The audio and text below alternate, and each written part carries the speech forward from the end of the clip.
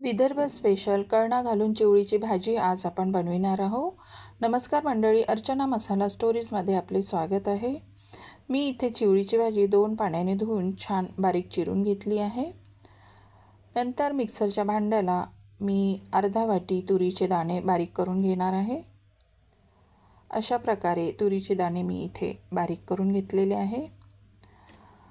नंतर कढईत थोडे तेल घालून त्यात थोडी मोहरी, थोडे जिरे आणि 2 मोठे बारीक चिरलेले कांदे मी इथे घालणार आहे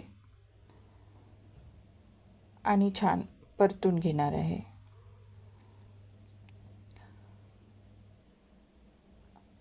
इथे कांदा थोडा परतून झाला की मी यात 2 लाल मिरच्या बारीक चिरून घातल्या.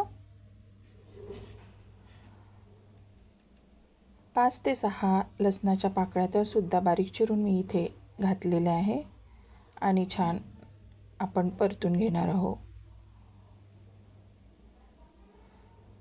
कांदा थोडा गुलाबीसर झाला की त्यात थोडी हळद, थोडे मिरची पावडर हे आपण आपल्या आवडीप्रमाणे कमी जास्त करू शकतो.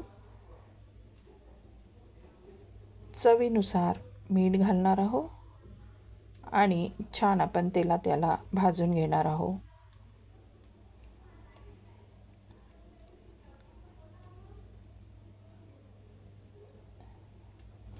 इथे छान आपला कांदा भाजून झाला आहे.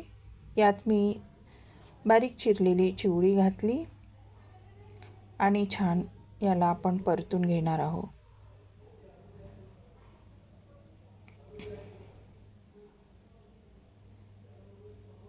तेलामध्ये आपण छान ही भाजी परतून घेऊ.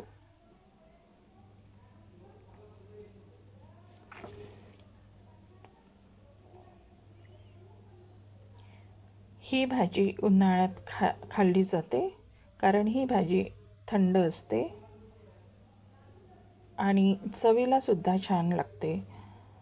भाकर आणि चपातीसोबत ही भाजी खूपच चविष्ट लागते. इथे आपली भाजी परतून झाली. आपण थोडी झाकण ठेवून शिजवून घेतली.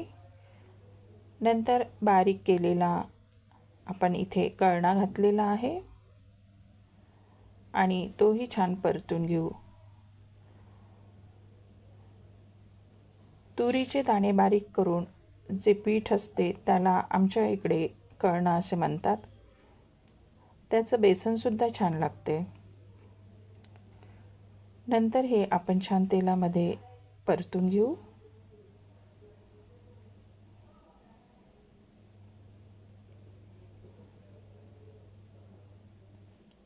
छान आपलं हे भाजी परतून झालेली आहे. यात आपण थोडे पाणी घालू. आपल्याला हे सुकं बनवायचं असेल तर पाणी कमी घालायचं. मी इथे थोडी ओलसरच बनवत आहे. सुकी भाजीसुद्धा छान लागते. पाणी कमी घालायचं म्हणजे छान सुकी बनते.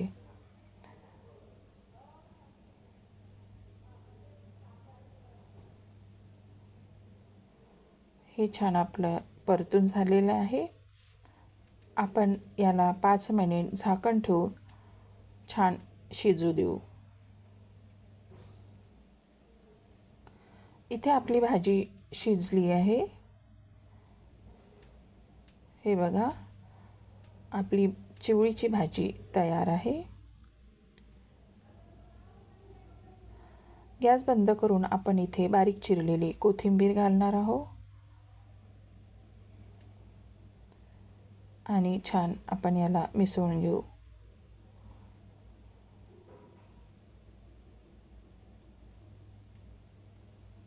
एकदा ही भाजी नक्की करून बघा, आपल्याला नक्की आवडेल. चला तर तयार आहे आपली चिवळीची भाजी. रेसिपी आवडली तर सबस्क्राईब करा, लाईक करा, कमेंट करा. धन्यवाद.